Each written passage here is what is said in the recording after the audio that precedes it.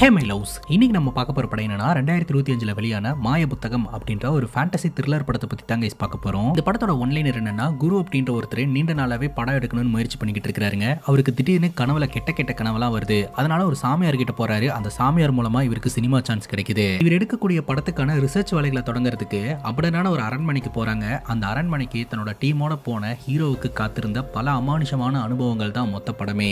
இந்த அமானுஷத்துக்கு பின்னாடி இருக்கக்கூடிய மர்மம் என்ன, ஹீரோடைய டீம் செத்தாங்களா பொழைச்சாங்களா அப்படின்றது தான் மொத்த படமே. இந்த வீடியோவை ஸ்கிப் பண்ணாம பாருங்க. ஸ்ட்ரைட்டா வீடியோக்குள்ள போயிடலாம். நீங்க பார்த்துட்டு இருக்கிறது சரண் என்டர்டைன்மெண்ட். நான் தான் சரண். வாங்க வீடியோக்குள்ள போலாம். படத்தோட ஸ்டார்டிங் சீன்ல இரவு நேரத்துல ஒரு கும்பல் ஒரு அரண்மனைக்குள்ள அத்துமீறி நுழையறாங்க. அந்த கும்பல் திருடுற நோக்கத்துக்காக தான் அந்த அரண்மனைக்குள்ள நுழைஞ்சிருக்காங்க. பட் அவங்க பொருட்களை திருடுறதுக்காக வரல, ஏதோ ஒரு ஜெம் ஸ்டோனை தேடி வந்திருக்காங்க அப்படின்னு அவங்க பேசுறதுலேயே தெரிய வருது. அந்த ஜெம் ஸ்டோன் இங்க எங்க அதுதான் இருக்கும் அப்படின்னு சொல்லிட்டு அந்த வீடு முழுக்க தேட ஆரம்பிக்கிறாங்க. டார்ச் லைட் அடிக்கும் போது ஒரு போட்டோ ஃப்ரேம் மேல அந்த டார்ச் லைட் படுது. அந்த போட்டோல இருக்கிறது பழங்காலத்து ராணிங்க. அந்த ராணியோட காலத்தை சார்ந்ததுதான் இந்த ஜெம் ஸ்டோன். அந்த ஜெம் ஸ்டோன் இந்த வீட்டுக்குள்ள தான் இருக்கு அப்படின்றத தெரிஞ்சுக்கிட்ட இந்த கும்பல் இந்த வீட்டுக்குள்ள அத்துமீறி நுழையறாங்க. அந்த போட்டோ ஃப்ரேமுக்கு பக்கத்துல குழிய தோண்ட ஆரம்பிக்கிறாங்க. கொஞ்ச நேரம் தோண்டதுக்கு அப்புறம் ஒரு பொட்டி ஒண்ணே உங்களுக்கு தட்டுப்படுது. அந்த பொட்டியை ஓபன் பண்ணி பார்த்தா ஒரு பிரகாசமான வெளிச்சங்க. அந்த வெளிச்சத்துக்கு நடுவுல அந்த ஜெம் ஸ்டோன் இருக்கு. அந்த ஜெம் ஸ்டோனுக்கு அபூர்வ சக்திகள்லாம் இருக்குதுங்க. அந்த ஜெம் ஸ்டோன் நம்ம கையில இருந்தது அப்படின்னா நம்ம நினைச்சது நடக்கும், வெற்றி நிச்சயங்க. இதை எப்படியாவது அடையணும் அப்படின்ற நோக்கத்துக்காக தான் ஒரு நபர் ஒரு கும்பலை கூப்பிட்டுட்டு இந்த ஜெம் ஸ்டோன் எடுக்கிறதுக்காக வந்திருக்கிறாரு. ஃபைனலி இந்த ஜெம் ஸ்டோனையும் பாத்துறாரு. அந்த கும்பலோட தலைவன் அந்த ஜெம் ஸ்டோனை எடுக்கலான்னு போகும்போது அடியாள் தடுக்கிறான். நம்ம இங்க வரதுக்கு முன்னாடியே அந்த கிழமை சொல்லி இருந்தான் இல்லையா, அந்த ஜெம் ஸ்டோன் மேல கையை வச்சா பத்தி எரிஞ்சிருவோம் அப்படின்னு. அதனால உடனடியா கை வைக்காதீங்க, இதனால நம்ம யோசிச்சு முடிவு எடுத்துக்கலாம் அப்படின்னு சொல்ல அந்த தலைவன் சொல்றான், இவ்வளவு தூரம் நம்ம கஷ்டப்பட்டு வந்ததே இந்த ஜெம் ஸ்டோனை எடுக்கிறதுக்காக தான். ஃபைனலி இந்த ஜெம் ஸ்டோனை நம்ம கண்ணால பார்த்துட்டோம். அந்த கிழமை என்ன கண்ணால பார்த்தானா என்ன, சும்மா அவன் சொல்ற கதையெல்லாம் நம்பிட்டு நான் எடுக்கிறேன் பாரு அப்படின்னு சொல்லிட்டு இந்த கும்பலோட தலைவன் அது மேல கையை வைக்கிறான். பட்டுன்னு அந்த இடம் வெட்டிச்சு சதறுதுங்க. அந்த தலைவனோட சேர்ந்து அடியாட்களும் எரிஞ்சு சாம்பலாகிறாங்க அப்படின்றது தெரிய வருதுங்க. அந்த அரண்மனைக்கு வெளியில ஒரு பெரிய நாகப்பாம்பு இருக்குதுங்க. அந்த பாம்பு நேரா வீட்டுக்குள்ள போய் அந்த ஜெம்ஸ்டோனை வாயால எடுக்குது. அப்பதான் அந்த நாகப்பாம்புக்கான ஹிஸ்டரியை நம்ம கிட்ட சொல்றாங்க. இந்த நாகப்பாம்பு ஒரு ஆன்மாவா, முந்தைய ஜென்மத்துல அதை யாரோ ஒருத்தவங்க கொலை பண்ணிட்டாங்க. தன்னோட மரணம் இயற்கை மரணம் கிடையாது. சோ தன்னை கொன்னவங்களை பழி தீர்க்கணும் அப்படின்றதுக்காக இன்றுமே அந்த அரண்மனைக்குள்ள ஆன்மாவா சுத்திக்கிட்டு இருக்கிறதா நம்ம கிட்ட சொல்றாங்க. அங்க கட் பண்ணா குரு அப்படின்ற ஒரு நபரை காட்டுறாங்க. ராத்திரி தூங்கிட்டு இருக்கிறாருங்க. அவருக்கு கிட்ட கிட்ட கனவா வந்துகிட்டு இருக்குது. ரெண்டு பேருக்கு இடையில கத்தி சண்டை நடக்கிற மாதிரியும் பாம்பு இவரை கொத்துறதுக்காக வர மாதிரியும். பட்டுன்னு இவர் கண் முழிச்சு எழுந்திருச்சாரு. கெட்ட கனவு அப்படின்னு சொல்லிட்டு மறுபடியும் கண்ணை மூடி தூங்கலான்னு பார்த்தா மறுபடியும் ரிப்பீட்டடா இதே மாதிரியான கனவு வந்துகிட்டு இருக்கு. உடனே ஹீரோட ஃப்ரெண்டு கண் முழிச்சாருங்க. என்னடா ஆச்சு அப்படின்னு கேட்கும்போது, இல்லடா கண்ணை மூணுனாலே கெட்ட கெட்ட கனவெல்லாம் வந்துகிட்டு இருக்கு. ஏதோ ஒரு அமானுஷமான பாம்பு வர மாதிரியும் ஒரு புக் ஒன்னு என் கைக்கு வர மாதிரியும் தெரியுது அப்படின்னு சொல்ல, அப்படியா மறுபடியும் கண்ணை மூடு பார்க்கலாம் அப்படின்னு சொல்ல ஹீரோ கண்ணை மூடுறாருங்க. மறுபடியும் பாம்பு கொத்துற மாதிரி கனவு வருது. பட்டுன்னு கண் முழிச்சாரு. இந்த மாதிரி கனவு ஏன் வருது அப்படின்னு தெரியாம குழப்பத்துல இருக்கிறாருங்க. இப்போ நம்ம ஹீரோவும் ஹீரோட ஃப்ரெண்டும் ஒரு ப்ரொடியூசரை மீட் பண்றதுக்காக வருவாங்க. வெளியில ஒருத்தர் வெயிட் பண்ணிக்கிட்டு இருப்பாரு. அவரோட பேர் வித்தகன். அவர்கிட்ட பேச்சு கொடுக்கும் போது தான் தெரிய வருது, வித்தகன் அப்படின்றவரு பல லாங்குவேஜ்ல அசோசியேட் டைரக்டரா ஒர்க் பண்ணி இருக்கிறாராம். சோ இப்போ இவங்க பார்க்க வந்திருக்காங்க இல்லையா, அந்த ப்ரொடியூசருக்கும் நிறைய படங்கள் பண்ணி கொடுத்திருக்காராம். ப்ரொடியூசர் உங்க ரெண்டு பேர்த்தையும் வர சொல்லி இருக்காங்க அப்படின்னா மேபி எனக்கு அசிஸ்டண்டா வேலை பார்க்கறதுக்காக இருக்கலாம் அப்படின்ற மாதிரி இந்த வித்தகன் சொல்லிக்கிட்டு இருக்காருங்க. இதை கேட்டு ஹீரோக்கும் ஹீரோட ஃப்ரெண்டுக்கும் ஒரு மாதிரி கஷ்டமா இருக்கு. நம்ம படம் பண்ணலான்னு வாய்ப்பு கேட்டு வந்தா இவரு கீழே வேலை பார்க்க விட்டுருவாங்களோ அப்படின்ட்டு ப்ரொடியூசரோட பிஏ வந்து உங்களை வர சொன்னாங்க அப்படின்னு சொல்ல வித்தகன் எழுந்திருக்கிறாரு. உங்களே இல்ல சார், இவங்க ரெண்டு பேர்த்த அப்படிங்கும் போது பல வித்தைகள் தெரிஞ்ச வித்தகனை விட்டுட்டு இந்த சின்ன பசங்களை ப்ரொடியூசர் பார்க்கணும்னு கூப்பிடுறாரு. என்னவா இருக்கும் அப்படின்னு யோசனை பண்ணிட்டே அவர் உட்கார்ந்துகிட்டு இருக்காருங்க. இப்போ நம்ம ஹீரோவும் ஹீரோட ஃப்ரெண்டும் அந்த வீட்டுக்குள்ள நுழைய ஒரு சாமியாரோட போட்டோ அங்க இருக்கிறதே அவங்க கவனிக்கிறாங்க. அப்பதாங்க விஷயம் தெரிய வருது, நம்ம ஹீரோக்கு ராத்திரியான கெட்ட கெட்ட கனவெல்லாம் வந்துகிட்டு இருக்கு அப்படின்னு சொல்லிட்டு ஹீரோட ஃப்ரெண்டு ஹீரோவை ஒரு சாமியார் கிட்ட கூட்டிட்டு போயிருந்திருப்பாரு. அதே சாமியாரோட போட்டோ தான் இந்த வீட்டுக்குள்ள இருக்கு. ஆக்சுவலா அந்த சாமியார் தான் இந்த ப்ரொடியூசரை போய் பாரு அப்படின்னு சொல்லி அமுச்சு வச்சிருந்திருப்பாரு. ப்ரொடியூசர் கேட்கிறாரு சாமி என்ன சொன்னாரு அப்படின்னு சொல்லிட்டு. ஆக்சுவலா ஹீரோக்கு கெட்ட கெட்ட கனவு வருது அப்படின்ட்டு ஹீரோட ஃப்ரெண்ட் அந்த சாமியார் கிட்ட கூட்டிட்டு போயிருந்தார் இல்லையா, நீ எப்படி இங்க வந்த தெரியுமா அப்படின்னு கேட்க ஹீரோட ஃப்ரெண்டு நான் தான் கூட்டிட்டு வந்தேன் அப்படிங்கும்போது, இல்ல நான் தான் இந்த இடத்துக்கு வர வச்சேன் அப்படின்னு அந்த சாமியார் சொல்றாரு. அது மட்டும் இல்லாம அவர் கையில இருக்கக்கூடிய ஒரு பழங்காலத்து புக்கை ஹீரோ கையில கொடுக்குறாரு. நீ டைரக்டர் ஆகணும் அப்படின்னு நினைக்கிறல்ல, போய் இந்த ப்ரொடியூசரை பாருன்னு சொல்லி அமுச்சு வச்சிருந்திருப்பாருங்க. அப்படிதான் உங்களை பாக்குறதுக்காக நாங்க வந்தோம் அப்படின்னு ஹீரோ சொல்றாருங்க. இந்த ப்ரொடியூசர் சொல்றாரு, சாமி ஒரு விஷயத்த பண்றாருன்னா அதுல 1000 அர்த்தம் இருக்கும். எனக்கு எல்லாமே சாமி தான். சோ சாமினால தான் நான் இவ்வளவு தூரம் வளர்ந்திருக்கேன். ஒண்ணு பண்ணுங்க, நீங்க உடனடியா காந்தாரா மலையில இருக்கக்கூடிய அரண்மனைக்கு போங்க, படத்துக்கான ரிசர்ச் வேலையை ஆரம்பிச்சிருங்க, நம்ம படத்தை ஸ்டார்ட் பண்ணிடலாம் அப்படின்னு சொல்ல திடீர்னு வீட்டுக்குள்ள ஒரு நபர் வந்து கத்த ஆரம்பிக்கிறாருங்க. அந்த நபர் வேற யாரும் கிடையாது, இந்த ப்ரொடியூசரோட பையன் தான். எவன்டா அவன் பைக் அங்க நிப்பாட்டினது அப்படின்னு சொல்லி பிரச்சனை பண்றாருங்க. ப்ரொடியூசர் சொல்றாரு, விக்ரம் கோவப்படாத, பைக் இவங்களது தான், நம்மளோட அடுத்த படத்தை இவன் தான் பண்றான் அப்படின்ற மாதிரி சொல்ல ப்ரொடியூசர் பையன் சொல்றான், படம் எடுக்கிறேன்னு என்ன நடுத்தெருவுல நிப்பாட்டி பார்க்காம விடமாட்ட போல அப்படின்னு சொல்லிட்டு ஹீரோவை மிரட்டுறாருங்க. நீ எப்படி இந்த படத்தை எடுத்துறான்னு பாத்தரலாண்டா அப்படின்ட்டு. உடனே இந்த ப்ரொடியூசர் தன்னோட பையனை சமாதானப்படுத்தி அமுச்சு வச்சுட்டு ஹீரோ கிட்ட, இவன் இப்படித்தான் ஏதோ பேசிக்கிட்டே இருப்பான், என்ன தடை வந்தாலும் பிரச்சனை பிரச்சனை இல்ல, நம்ம பாத்துக்கலாம், நீ படம் எடுக்கிற, நான் ப்ரொடியூஸ் பண்றேன் அப்படின்ற மாதிரி இந்த ப்ரொடியூசர் ப்ராமிஸ் பண்றாருங்க. உடனே வித்தகனை உள்ள வர சொல்றாங்க. நம்ம ப்ரொடியூசர் நம்மள விட்டுருவாரா அப்படின்னு சொல்லிட்டு கெத்தா உள்ள வராரு. அப்போ இந்த வித்தகன் கிட்ட ப்ரொடியூசர் சொல்றாரு, நம்மளோட அடுத்த படத்தை இவங்க தான் பண்றாங்க, நீ வந்து இவங்களுக்கு அசிஸ்டண்டா இருக்கணும் அப்படின்ற மாதிரி சொல்ல இந்த வித்தகனும் சங்கடப்பட்டுட்டு சரிங்க அப்படின்ற மாதிரி சொல்லிடுறாருங்க. இப்போ நம்ம ஹீரோ கேக்குறாரு, ஆக்சுவலா 150 படத்துக்கு மேல பல லாங்குவேஜ்ல அசிஸ்டன்ட் டைரக்டரா ஒர்க் பண்றதா சொன்னீங்க, ஏன் இப்போ வரைக்கும் நீங்க தனியா ஒரு படம் கூட பண்ணல அப்படின்னு கேட்கும்போது, என்ன பண்றது, உங்களை சாமியார் ரெக்கமெண்ட் பண்ண மாதிரி என்ன ஒரு சாமியார் ரெக்கமெண்ட் பண்ணலையே அப்படின்ற மாதிரி சொல்லிக்கிட்டு இருக்காருங்க. அதுக்கப்புறம் நம்ம ஹீரோவும் ஹீரோட ஃப்ரெண்டும் பைக்ல போயிட்டு இருக்கும்போது பின்னாடி வந்து ஒரு கார் இடிச்சு ஆக்சிடென்ட் பண்ணுதுங்க. கீழே விழுந்த நம்ம ஹீரோவையும் ஹீரோடைய ஃப்ரெண்டையும் கத்தி எடுத்துட்டு வெட்டுறதுக்காக அடியாட்கள் வராங்க. நம்ம ஹீரோ அதை பார்த்து ஷாக் ஆயிடுறாரு. ஹீரோட ஃப்ரெண்டுக்கு கையில வெட்டும் பட்டுருதுங்க. அவங்கள போட்டு பொலவலன்னு பொழக்கிறாரு. நீங்களா யாரா எதுக்காக எங்களை அடிக்கிறீங்க அப்படின்னு சொல்லி துரத்தி பிடிச்சு அடிக்கும் போது தான் தெரிய வருது இதுக்கு பின்னாடி இந்த ப்ரொடியூசருடைய பையன் இருக்கான் அப்படின்னு சொல்லிட்டு. இந்த ப்ரொடியூசருடைய பையனுக்கு அவங்க அப்பா இவ்வளவு பணம் போட்டு படம் பண்றதுல விருப்பமே கிடையாது. ஹீரோ படம் பண்றதை எப்படியாவது நிப்பாட்டி ஆகணும் அப்படின்றதுக்காக அடியாட்களை ஏவி விட்டு இருக்காருங்க, ஹீரோடைய கையோ காலையோ வெட்ட சொல்லி. ஆனா ஹீரோக்கு சண்டை தெரியும் அப்படின்றதுனால அவங்களை எல்லாம் போட்டு உரி உரின்னு உரிச்சிடுறாரு. இப்போ நம்ம ஹீரோ இந்த ப்ரொடியூசரோட பையன் சட்டையை பிடிச்சு, சினிமா அப்படின்றது என்னுடைய கனவு, அந்த கனவு என்னுடைய கனவு மூலமாவே நிறைவேற ஒரு சான்ஸ் எனக்கு கிடைச்சிருக்கு, அப்படி இருக்கும்போது உன்ன மாதிரி ஒருத்தன் வந்து தடுக்க நினைச்சானா நான் விட்டுருவனா அப்படின்ற மாதிரி ஹீரோ இந்த ப்ரொடியூசர் பையனையே பொளந்துடுறாருங்க. அங்க கட் பண்ணா நம்ம ஹீரோடைய டீம் பாத்தீங்கன்னா காந்தார மலை அப்படின்னு சொல்லக்கூடிய மலைப்பகுதிக்கு நடுவுல இருக்கக்கூடிய ஒரு அரண்மனைக்கு போறாங்க. அந்த அரண்மனை கிட்டத்தட்ட ஒரு 5 வருஷமா கைவிடப்பட்ட நிலைமையில இருக்குது. அங்கதான் ஹீரோவுடைய கதைக்கான ரிசர்ச் ஒர்க் பண்றதுக்காக வந்திருக்காருங்க. அந்த இடத்தை கைடு பண்றதுக்காக வந்தவர் என்ன சொல்றாருன்னா, நல்லா யோசிச்சுக்கோங்க சார், உள்ள போலாமா வேண்டாமான்னு, ஏன்னா இந்த அரண்மனையில கரண்ட் கிடையாது, 5 வருஷமா பூட்டப்பட்டு கைவிடப்பட்ட நிலைமையில இருக்கக்கூடிய ஒரு அரண்மனை அப்படின்னு சொல்ல ஹீரோட ஃப்ரெண்டு கேட்கிறாரு, இதை மெயின்டைன் பண்றதுக்கு ஒரு செக்யூரிட்டி கார்டு கூடவா இல்லாம போயிருவாங்க, இருப்பாங்க தானே அப்படிங்கும் போது, இல்ல சார் அப்படின்னு அந்த கைடு சொல்றாருங்க. சரி, கடந்த 5 வருஷமா தான் அவனான நிலையில இருக்குன்னு சொல்றீங்க, அதுக்கு முன்னாடி இங்க யாரு வாழ்ந்தாங்க அப்படின்னு கேட்க, யாரு வாழ்ந்தாங்கன்னா தெரியல சார், ஆனா அது ஒரு இரவு நேரம், நல்லா மழை பெஞ்சிட்டு இருந்த சமயம் இந்த வீட்டுக்குள்ள ஒரு திருட்டு கும்பல் நுழைஞ்சிருந்திருக்காங்க. அவங்க இந்த வீட்டுல இருந்தவங்களை எல்லாம் கழுத்தறுத்து கொன்னுட்டு திருட்டு வேலையில ஈடுபட்டு இருந்திருக்காங்க. அதுக்கப்புறம் என்ன நடந்ததுன்னே தெரியலங்க. அடுத்த நாள் காலையில இந்த திருட்டு கும்பல் எரிஞ்ச நிலையில இறந்து கிடந்தாங்க. இந்த வீட்டுல இருக்கிறவங்க எல்லாம் கழுத்தறுக்கப்பட்ட நிலைமையில இறந்து கிடந்தாங்க. ஆனா அந்த திருட்டு பசங்களை எரிஞ்ச நிலையில ஒரே மாதிரி இறந்து கிடந்தாங்க. இது இந்த சுற்று வட்டார பகுதியில ஒரு பீதியை கிளப்புச்சு. அதுக்கப்புறம் இந்த பங்களா அவனான சூழ்நிலையில தான் இருந்துட்டு இருக்கு அப்படின்னு அந்த கைடு சொல்றாருங்க.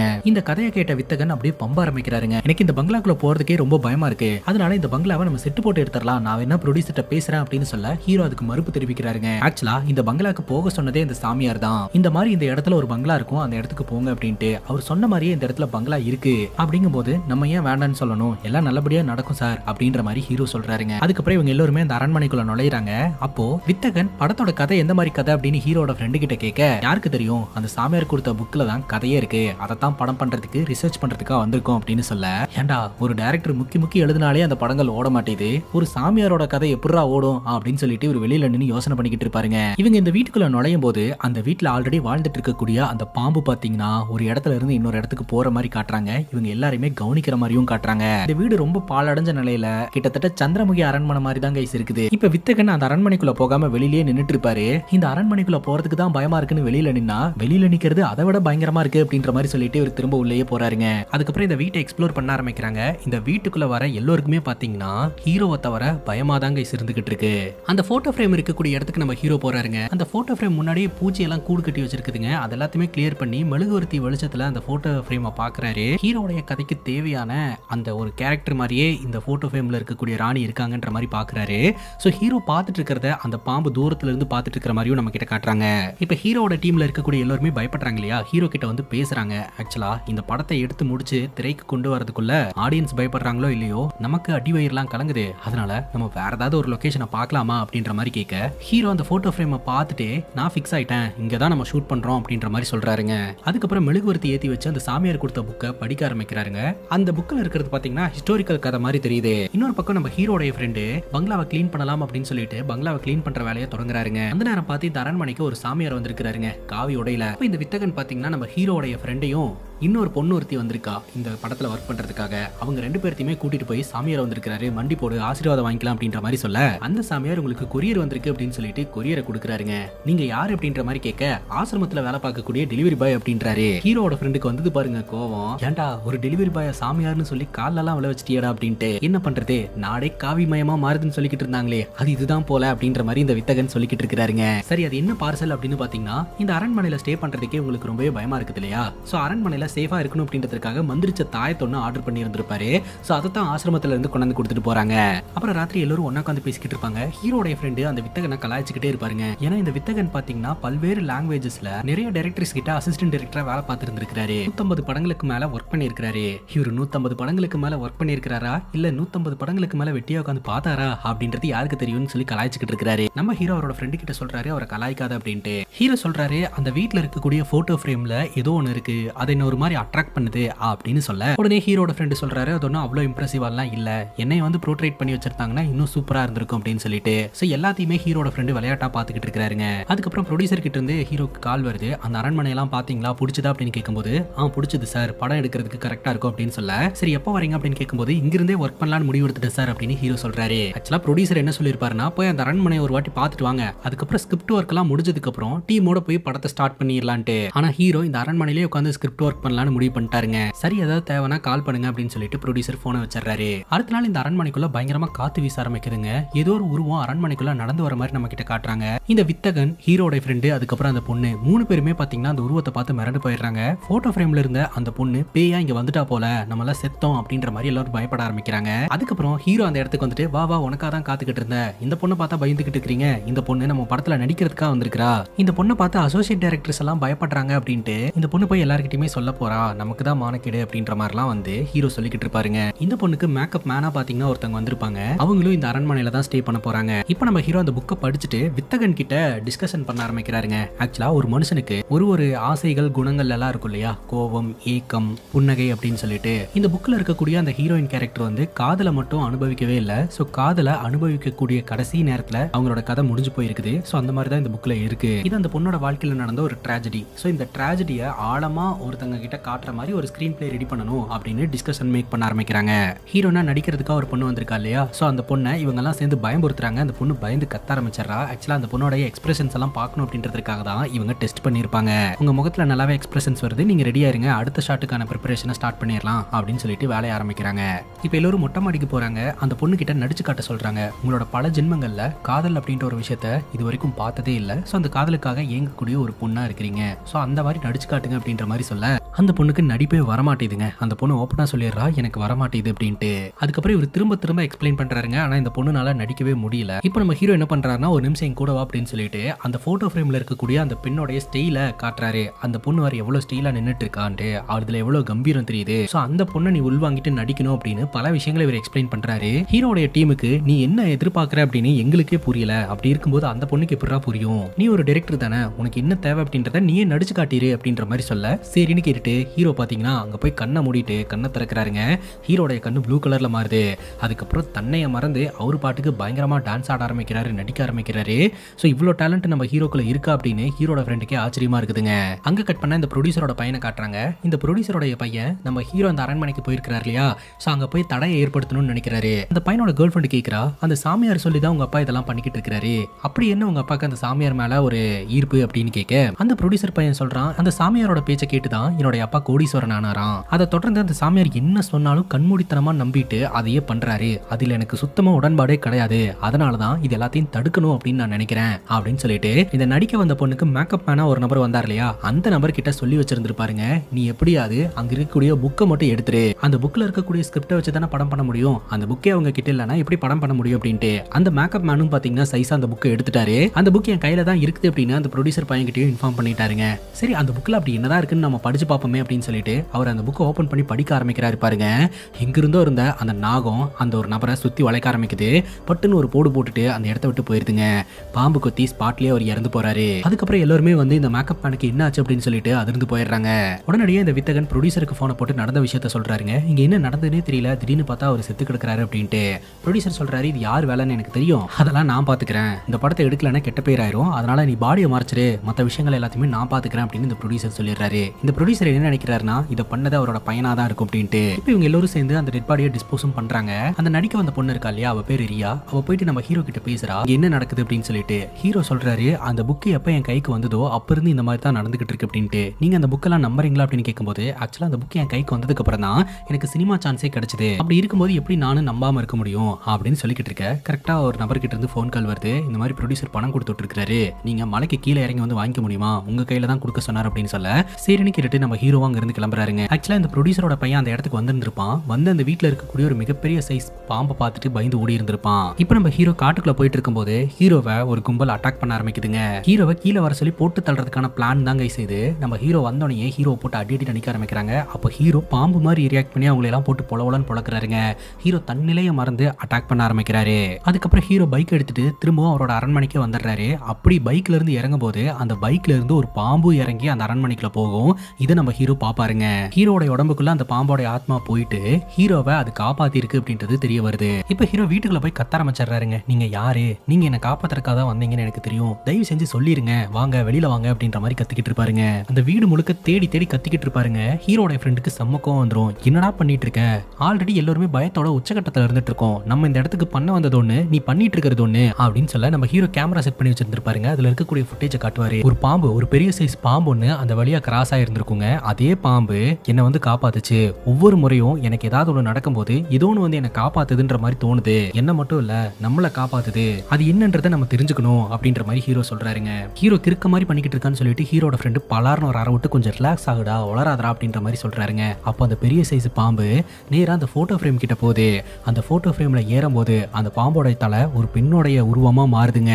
இன்னொரு பக்கம் இந்த விக்ரம் இருக்கான் இல்லையா, ப்ரொடியூசர் பையன், அவன்கிட்ட அவனோட கேர்ள் ஃப்ரெண்ட் சொல்றாங்க, அந்த படம் ஃபிளாப் ஆயிரும்னு நினைச்சதானே நீ அந்த படத்தை எடுக்க விட மாட்டேன்ற. சப்போஸ் அந்த படம் ஹிட் ஆயிடுச்சுன்னா என்ன பண்ணுவ? உன்னோட லெவலே வேற ஆயிரும்ல அப்படிங்கும்போது எனக்கு அப்படி ஒரு லெவலே தேவையில்லை அப்படின்னு சொல்றாரு. நீ ஏன் இப்படி அரகண்டா பிஹேவ் பண்ற அப்படின்னு கேட்கும்போது அந்த மாதிரி அவன் மாத்தி வச்சிட்டான் அப்படின்னு சொல்லிட்டு அன்னைக்கு கார்ல வச்சு அடிச்சு மிரட்டிட்டு போனார் இல்லையா நம்ம ஹீரோ. அதுக்கப்புறம் ஹீரோவை எப்படியாவது போட்டு தள்ளிடணும்னு சொல்லிட்டு அந்த அரண்மனைக்கு போயிருந்திருக்காரு. போன இடத்துல ஒரு விஷயத்த பார்த்ததா சொல்றாருங்க. ஆக்சுவலா அந்த பாம்போட உருவத்துல இருக்கக்கூடிய அந்த பெண்ணை இந்த விக்ரம் கண்ணால பார்த்திருந்திருக்காருங்க. இப்போ இந்த விக்ரம் என்ன பண்றானா, நம்மளால அந்த அரண்மனைக்குள்ள போக முடியாது, அதனால கூலிப்படையை ஏவி விடலாம் அப்படின்னு சொல்லிட்டு ஒரு குரூப்பை வர சொல்லி இந்த மாதிரி காந்தராமலையில இருக்கக்கூடிய அரண்மனையில தான் ஹீரோ இருக்கிறான், அவனை கொண்டுட்டு வாங்க அப்படின்ற மாதிரி சொல்ல சரின்னு கேட்டுட்டு அடியாட்கள் கொல்றதுக்காக போறாங்க. ஆனா அந்த வீட்டுல இருக்கக்கூடிய அந்த பாம்பு வடிவ ஆன்மா அந்த அடியாட்களை எல்லாம் அட்டாக் பண்ண ஆரம்பிக்குதுங்க. இவங்களை காப்பாற்றவும் செய்துங்க. ஆனா இதெல்லாம் எதுவுமே தெரியாம இவங்க எல்லாம் ராத்திரி தூங்கிட்டு இருப்பாங்க. காலையில எழுந்திரிச்சு வந்து பார்க்கும்போது தான் இவங்களுக்கு தெரிய வரும், வீட்டுல இருக்கக்கூடிய நிறைய பொருட்கள் சேதாரமா இருக்குது. அதே சமயம் வெளியில போன் அடிக்கிற சவுண்டும் கேக்குது அப்படின்னு சொல்லிட்டு அட்டன் பண்ணா இந்த விக்ரம் தான் வந்து பேசுவான். அவங்க கதையை முடிச்சிட்டியா அப்படின்னு சொல்லிட்டு. சோ விக்ரம் ஏவி விட்டு இங்க கொல்றதுக்காக ஆளுங்க வந்திருக்காங்க. இவங்களை ஏதோ ஒரு சக்தி அடிச்சு விரட்டி விட்டுருக்குன்றது தெரிய வருது. இப்போ அந்த ரியான்ற ஹீரோயின் வந்து அக்செப்ட் பண்ணிக்கிறாங்க. நீங்க சொல்ற மாதிரி இந்த வீட்டுல ஏதோ ஒரு பவர் இருக்கு, அதுதான் நம்மளை காப்பாத்துது அப்படின்னு சொல்லிட்டு மாடியில இருந்து அந்த பெண்ணோட ஆன்மா இவங்களை பார்த்துட்டு இருக்கிற மாதிரி நம்ம கிட்ட காட்டுறாங்க. ஹீரோட டீம்ல இருக்கிற எல்லாருமே பாத்தீங்கன்னா இதுக்கு மேல இங்க இருக்க வேணா, ஆபத்து அப்படின்னு சொல்லி முடிவு எடுக்கிறாங்க. ஆனா ஹீரோ மட்டும் என்ன காக்குற சக்தி இங்க என்னவோ இருக்கு, அது என்னன்றதை தெரிஞ்சுக்கணும்னு சொல்லிட்டு இங்கே இருக்கலாம்னு முடிவு எடுக்கிறாருங்க. ஃப்ரெண்ட்ஸ் எல்லாம் திட்டுறாங்க, நீங்க போறதுனா போங்க, நான் வரமாட்டேன் அப்படின்ற மாதிரி சொல்லிட்டு அந்த பங்களாலேயே இருக்கிறாருங்க. அதுக்கப்புறம் அந்த பெயிண்டிங் இருக்கு இல்லையா, அந்த இடத்துல போயிட்டு நீங்க இங்கதான் இருக்கீங்கன்னு எனக்கு தெரியும், என்ன காப்பாத்துறீங்கன்னு எனக்கு தெரியும், தயவு செஞ்சு என் கண்ணு முன்னாடி வாங்க, நீங்க யாருன்றதை நான் பார்க்கணும் அப்படின்ற மாதிரி கத்துறாருங்க.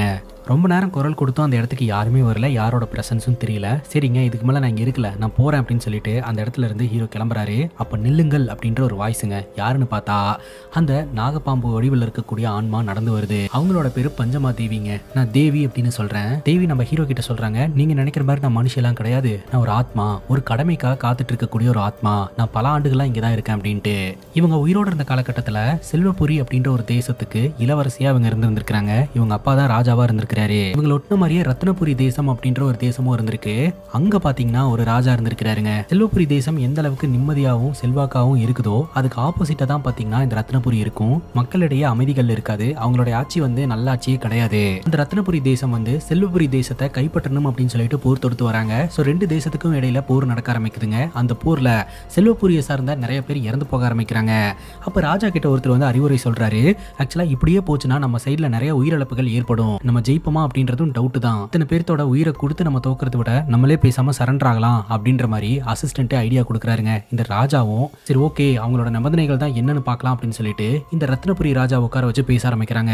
இனிமேல் செல்வபுரி தேசம் வந்து தனியான தேசம் கிடையாது, தனி ராஜா கிடையாது. செல்வபுரி தேசம் வந்து ரத்னபுரி தேசத்துக்கு கீழே வந்துடும். செல்வபுரிக்கும் இந்த ரத்னபுரி ராஜா தான் ராஜா. அவர் என்ன சொல்றாரோ அதுதான் சட்டம். இங்க சுதந்திரமா செயல்பட்டு வந்த பல விஷயங்களுக்கு இந்த ரத்னபுரி ராஜா முட்டுக்கட்டை போடுறாருங்க. அங்க கட் பண்ணா நரசிம்மன் அப்படின்ற ஒரு நபரை நம்ம கிட்ட காட்டுறாங்க. இவரு செல்வபுரியை சார்ந்தவருங்க. ஊருக்குள்ள போராட்டத்துல ஈடுபட ஆரம்பிக்கிறாருங்க. இந்த ரத்னபுரி ராஜ்யத்துக்கூட செல்வபுரி சேர்றதும் அவங்களுக்கு கீழே இந்த செல்வபுரி இருக்கிறதும் அவருக்கு விருப்பம் கிடையாது. தனியா இவ்வளவு நாள் சுதந்திரமா இருந்தோம், அதே மாதிரி சுதந்திரமா இருக்கணும்னு சொல்லிட்டு போராட்டத்துல ஈடுபட ஆரம்பிக்கிறாரு. இவர் அரெஸ்ட் பண்ணி ஜெயிலையும் தூக்கி வைக்கிறாங்க. அப்படியே நாட்கள் நகர ஆரம்பிச்சிருந்திருக்குது. செல்வபுரி கொஞ்சம் கொஞ்சமா அடிமை தேசமா மாற ஆரம்பிச்சிருந்திருக்குதுங்க. அந்த டைம்ல பாத்தீங்கன்னா செல்வபுரி அரண்மனைக்கு பக்கத்துல ஏதோ ஒரு குழி தோன்ற வேலை நடந்துட்டு இருந்திருக்குது. அப்ப அங்க வேலை பார்த்துட்டு இருந்தவங்களுடைய கண்களுக்கு ஒரு ஜெம் ஸ்டோன் தென்பட்டு இருந்திருக்குதுங்க. அந்த ஜெம் ஸ்டோன் பிரகாசமா ஜொலிச்சிருந்திருக்குது. என்னடா அது அப்படின்னு சொல்லிட்டு சுத்தி இருக்கிறவங்க எல்லாருமே கவனிச்சிருந்திருக்காங்க. ஒரு நபர் அதை போய் கை வச்சு எடுத்திருந்திருக்காரு. அவரோட கை பட்ட உடனே அவர் எரிஞ்சு சாம்பலாக ஆரம்பிச்சிட்டாருங்க. இந்த தகவல் தெரிஞ்ச அந்த இடத்துக்கு நம்ம பஞ்சமாதேவியும் பஞ்சமாதேவியோட தோழியும் போயிருந்திருக்காங்க. விஷயத்தை கேள்விப்பட்டு எல்லாருமே தள்ளி பயந்து நின்று இருந்திருக்காங்க. ஆனா இந்த பஞ்சமாதேவி இப்படி நடக்கிறதுக்கு வாய்ப்பு இல்லை அப்படின்னு சொல்லிட்டு அந்த ஜெம்ஸ்டோனை அவங்க கைகளால் எடுத்திருக்காங்க. அப்போ அவங்களுக்கு ஒண்ணுமே ஆகலங்க. இந்த ஜெம்ஸ்டோன்னால அவருக்கு தீ பிடிக்கல, வேற ஏதோ காரணத்தினால தான் தீ பிடிச்சிருக்கு அப்படின்ற மாதிரி இவங்க சொல்றாங்க. அப்போ நம்ம பஞ்சமாதேவியோட தோழி அந்த ஜெம்ஸ்டோன் மேல கை வைக்க பட்டுன்னு அவங்களோட கை வந்து தீ பிடிச்சி எரிய ஆரம்பிக்குது. அவங்க கதறாங்க. பட்டுன்னு பஞ்சமாதேவி அவங்க மேல கை வச்ச உடனே அந்த தீ அணைஞ்சிருதுங்க. அப்பதாங்க இந்த தேவிக்கும் தெரிய வருது, அந்த ஜெம்ஸ்டோன் யாரை சூஸ் பண்ணணும்னு நினைக்குதோ அவங்க கிட்ட மட்டும் தான் இருக்கும், வேற யாரு தொட்டாலும் அவங்க எரிஞ்சு சாம்பலாயிருவாங்க அப்படின்ட்டு. இப்போ ஒரு சாமியாரை வச்சு இந்த ஜெம்ஸ்டோனோட வரலாறு என்ன அப்படின்றத தெரிஞ்சுக்கிறாங்க. நம்ம பஞ்சமாதேவி இருக்காங்க இல்லையா, அவங்களோட முதல் ஜென்மத்துல நாக தேவனுடைய மகளா இருந்திருக்காங்க. ரொம்ப இரக்கம் குணம் படிச்சவங்களா இருந்திருக்காங்க. வானலோகத்துல வாழ்ந்துட்டு இருந்திருக்காங்க. அப்போ ஒரு டீமனுக்கு பாத்தீங்கன்னா இரக்கம் பார்த்து ஏதோ ஒரு வரம் கொடுத்திருந்திருக்காங்க. இதுல அவங்க அப்பா நாகதேவன் செம்ம காண்டாயிட்டாருங்க. தன்னுடைய மகளுக்கு சாபம் கொடுக்கறாரு. நீ வந்து ஜெம்ஸ்டோனா தான் பிறக்கணும் அப்படின்னு சொல்லிட்டு 4 ஜென்மத்துக்கு அப்புறம் உனக்கு சாப விமோசனம் கிடைக்கும் அப்படின்ற மாதிரி சொல்லி இருந்திருக்காரு. அதே மாதிரி 4 ஜென்மத்துக்கு அப்புறம் ராஜாவுடைய மகளா வந்துட்டு இவங்க பிறக்கிறாங்க. சாப விமோசனம் கிடைச்சிருக்கு அப்படின்னு சொல்லிட்டு அந்த ஜெம்ஸ்டோன் இவங்க கைக்கு கிடைச்சிருந்திருக்குதுங்க. இந்த ஜெம்ஸ்டோன் யார்கிட்ட இருக்குதோ அவங்களுக்கு வெற்றி நிச்சயம், நினைச்சது நடக்கும் அப்படின்னு இந்த சாமியார் சொல்றாருங்க. இதை தெரிஞ்சுக்கிட்ட ரத்னபுரி ராஜா என்ன பண்றாரு அப்படின்னா, நம்ம பஞ்சமாதேவியை கல்யாணம் பண்ணிக்கணும்னு நினைக்கிறாருங்க. அதுவும் அவங்களோட விருப்பம் இல்லாம கட்டாயப்படுத்தி கல்யாணம் பண்ணிக்கணும்னு நினைக்கிறாருங்க. அதுக்கு ஃபோர்ஸ் பண்றாரு. அப்ப பஞ்சமாதேவிக்கு கோவம் வந்து ரத்னபுரி ராஜாவை அட்டாக் பண்ண ஆரம்பிக்கிறாங்க. அதுக்கப்புறம் ரத்னபுரி ராஜாவை எதிர்த்து போர் தொடுக்கிறாங்க. அந்த போர்ல நம்ம பஞ்சமாதேவி வின் பண்றாங்க. செல்வபுரி அப்படின்றது வந்து எப்படி இவங்களுக்கு அடிமையாச்சோ இப்ப மீண்டும் அது ஒரு தனி ராஜ்யமா பிறக்குது. அதுக்கு ராணியா பாத்தீங்கன்னா நம்ம பஞ்சமாதேவி பதவி இருக்கிறாங்க. பதவி ஏற்ற உடனே என்ன சொல்றாங்கன்னா, செல்வபுரியை சார்ந்தவங்க எல்லாம் யார் யாரெல்லாம் சிறைப்பிடிக்கப்பட்டிருக்காங்களோ அவங்க எல்லாம் விடுதலை செய்யப்பட வேண்டும் அப்படின்னு சொல்லிட்டு உடனடியா விடுதலை பண்றாங்க. அப்போ நரசிம்மாவை ஜெயில அடைச்சிருந்தாங்க இல்லையா, அவரையும் ரிலீஸ் பண்றாங்க. அவர் பாத்தீங்கன்னா ராணியை பார்க்கணும் அப்படின்ற மாதிரி சொல்றாரு. இப்ப ராணி ரொம்ப பெரிய ஆள் ஆயிட்டாங்க, அதனால அவங்களை எல்லாம் பார்க்க முடியாது அப்படின்னு சொல்ல ஏதாவது பண்ணி ராணியை பார்த்தாகணும் அப்படின்னு நினைக்கிறாரு. ராணியை பார்க்கறதுக்காக கிட்ட வரும்போது காவல்காரங்க எல்லாம் பிடிக்கிறாங்க. அப்ப இந்த நரசிம்மன் ஓலைச்சுவடிகள்லாம் தூக்கி வீசி இதை படிங்க அப்படின்ற மாதிரி சொல்றாரு. என்ன ஓலைச்சுவடி இது அப்படின்னு சொல்லிட்டு பஞ்சமாதேவியும் எடுத்து படிக்க ஆரம்பிச்சிருந்திருக்காங்க. அப்பதான் தெரிய வருது பஞ்சமாதேவிக்கு இந்த மாதிரிலாம் நடக்கும், அவங்களோட வாழ்க்கை இப்படிதான் மாறப்போகுது அப்படின்னு எல்லாத்தையுமே முன்கூட்டியே கணிச்சு இவர் எழுதி வச்சிருந்திருக்காருங்க. இதை பார்த்து அவங்க ஆச்சரியப்படுறாங்க. இந்த விஷயத்த தன்னுடைய அப்பா கிட்ட போய் சொல்ல பஞ்சமாதேவியோட அப்பாவும் நல்லா யோசனை பண்ணிட்டு இந்த பையனுக்கு நல்ல டேலண்ட் இருக்கு, அதனால இந்த பையனையும் உனக்கு கல்யாணம் பண்ணி வச்சிடலாம்னு முடிவெடுக்கிறேன்னு சொல்றாருங்க. அதுக்கப்புறம் பஞ்சமாதேவி பாத்தீங்கன்னா நரசிம்மன் கூட அப்படியே பழக ஆரம்பிக்கிறாங்க. இத அங்க இருக்கக்கூடிய தளபதி கவனிக்கிறாரு. இந்த தளபதி இருக்கிறார் இல்லையா, ஆரம்பத்துல இருந்தே இந்த ராஜ்யத்துல சம்பளத்தை வாங்கிட்டு இந்த ரத்னபுரி ராஜ்யத்துக்கு தான் வேலை பார்த்துட்டு இருந்திருப்பாரு. இவரு சொன்ன ஆலோசனையின் காரணமா தான் ஒரு முறை இந்த ராஜ்யமே பாத்தீங்கன்னா அவங்களுக்கு அடிமையா போச்சு. மீண்டும் ஒரு சதித்திட்டம் போடுறாருங்க. அது என்ன அப்படின்னா, இந்த நரசிம்மனை கூட்டிட்டு வந்து அந்த ஜெம்ஸ்டோனை தொட வச்சு அந்த ஜெம்ஸ்டோன் மூலமா வெளியே வர அந்த பவர் வந்து நரசிம்மனை எரிச்சிரும். ரத்னபுரி ராஜாவை வேண்டான்னு சொன்னவ சிங்கிளா இருக்கணும் அப்படின்ற மாதிரி நினைக்கிறாருங்க. நினைச்ச மாதிரியே நரசிம்மனை கூட்டிட்டு போய் அங்க இருக்கக்கூடிய ஜெம்ஸ்டோனை தொட வைக்கிறாரு. நரசிம்மனும் கொஞ்சம் கூட யோசிக்காம அந்த ஜெம்ஸ்டோனை தொடுறாரு. அவருக்கு ஒண்ணுமே ஆகலங்க. அப்ப பின்னாடி இருந்து பஞ்சமாதேவி நடந்து வராங்க. சோ இவங்க 2 பேர்த்தையுமே பாத்தீங்கன்னா அந்த ஜெம்ஸ்டோன் ஏத்துக்குச்சுங்க. அதனாலதான் அவங்க 2 பேர்த்தையும் எதுவுமே பண்ணல. இருந்தாலும் ஏதாவது ஒரு சதித்திட்டம் போட்டு கதையை முடிக்கணும் அப்படின்னு சொல்லி இந்த தளபதி பிளான் பண்றாரு. விஷம் தடவிய ஒரு கத்தியை எடுத்துட்டு வந்து பஞ்சமாதேவியை தனியா கூட்டிட்டு போய் ஒரு இடத்துல வச்சு முதுகிலேயே குத்திடுறாருங்க. பஞ்சமாதேவியும் எதிர்த்து சண்டை போடுறாங்க. ஒரு கட்டத்துக்கு மேல அவங்க மயங்கி கீழே விழுந்துடுறாங்க. பஞ்சமாதேவியை காப்பாத்துறதுக்காக நரசிம்மன் குதிரையில வந்துகிட்டு இருப்பாருங்க. நரசிம்மன் கூடயும் பயங்கரமா சண்டை நடக்க ஆரம்பிக்குது. ஒரு கட்டத்துக்கு மேல இந்த பஞ்சமாதேவி இருக்கிறாங்க இல்லையா, அவங்க ஒரு மிகப்பெரிய ஆழமான மலையில இருந்து கீழே விழுந்துருவாங்க. அப்ப பட்டுன்னு இவர் வந்து கை பிடிச்சிருவாருங்க. அப்ப அந்த இடத்துக்கு வந்து இந்த தளபதி என்ன பண்றாருன்னா, நரசிம்மனுடைய தலையை வெட்டி நரசிம்மனை சாவடிக்கிறாரு. அதுவும் நம்ம பஞ்சமாதேவி கண்ணு முன்னாடியே. ஆனா பஞ்சமாதேவி எப்படியோ தப்பிச்சிருவாங்க. அரண்மனைக்கு வந்து அந்த ஜெம்ஸ்டோன் கிட்ட எனக்கு நடந்த மாதிரி வேற யாருக்குமே நடக்க கூடாது அப்படின்ற மாதிரி பிரேயர் பண்ணிட்டே கீழே விழுவாங்க. அப்படி கீழே விழுந்து இறந்து போகும்போது அவங்களுடைய ஆன்மா அந்த ஜெம்ஸ்டோன்குள்ள போகுங்க. இந்த பஞ்சமாதேவியை கொலை பண்ணவன ரிவெஞ்ச் எடுத்தாதான் இவங்களுக்கு ஆத்மா சாந்தி அப்படின்ற ஒரு நிலைமை வந்துடும். ஆனா அவனை ரிவெஞ்ச் எடுக்கிறதுக்குள்ளேயே அவன் வேற ஒரு போர்ல இறந்து போயிருவாங்க. அதுக்கப்புறம் அடுத்த ஜென்மம் அப்படின்னு சொல்லிட்டு இவங்க மறுபிறவி எடுக்க ஆரம்பிச்சிருந்திருக்காங்க. எத்தனை பிறவி எடுத்தாலும் இருந்தாலும் அடுத்த பிரிவில அந்த தளபதி என்னவா வந்திருக்கான்னு தெரியாமையே இவங்க ஆன்மாவா இந்த ஊருக்குள்ள சுத்திட்டு இருக்கிறதா பிரசன்ட் சிச்சுவேஷன்ல பஞ்சமாதேவி ஹீரோ கிட்ட சொல்றாங்க. அங்க கட் பண்ணா விக்ரம காட்டுறாங்க. விக்ரம் என்ன பண்றாரு அப்படின்னா அந்த வீட்டுல இருக்கக்கூடிய பாம்பை பார்த்துட்டாரு இல்லையா, சோ அந்த பாம்பை கண்ட்ரோல் பண்ணணும் அப்படின்னு சொல்லிட்டு ஒரு சாமியார் கிட்ட மந்திரமெல்லாம் போட்டு இப்ப ஹீரோ கொல்றதுக்கு அந்த அரண்மனைக்கு வராருங்க. அப்படி அந்த இடத்துக்கு வரும்போது பஞ்சமாதேவி அந்த இடத்துக்கு வந்து அவங்களோட பவரை பயன்படுத்தி இந்த விக்ரம கொல்றாங்க. விக்ரம கொன்ன அடுத்த செகண்டே பாத்தீங்கன்னா பஞ்சமாதேவி அவங்களுடைய பழைய லுக்குக்கு மாறுறாங்க. பஞ்சமாதேவி யோசனை பண்றாங்க, நம்ம ஏன் இப்படி சடனா மாறணும், நம்மளோட ரிவெஞ்ச் தீந்தாதானே நம்மளால இந்த உலகத்தை விட்டு போக முடியும், இப்ப ஏன் நம்ம பழைய லுக்குக்கு வந்தோன்னு யோசனை பண்ணிட்டு இருக்கும் போது அப்பதாங்க தெரிய வருது பஞ்சமாதேவி எரிச்சு கொலை பண்ணாங்களே விக்ரம் அவன் வேற யாரும் கிடையாது, முன் ஜென்மத்துல தளபதியா இருந்தவன் தான். ஃபைனலி இவங்க ரிவெஞ்சை தீத்துட்டாங்க. இந்த இடத்துல இருந்து போக வேண்டிய நேரம் வந்துருச்சு. ஆனா பஞ்சமாதேவிக்கு ரொம்ப கஷ்டமா இருக்குதுங்க.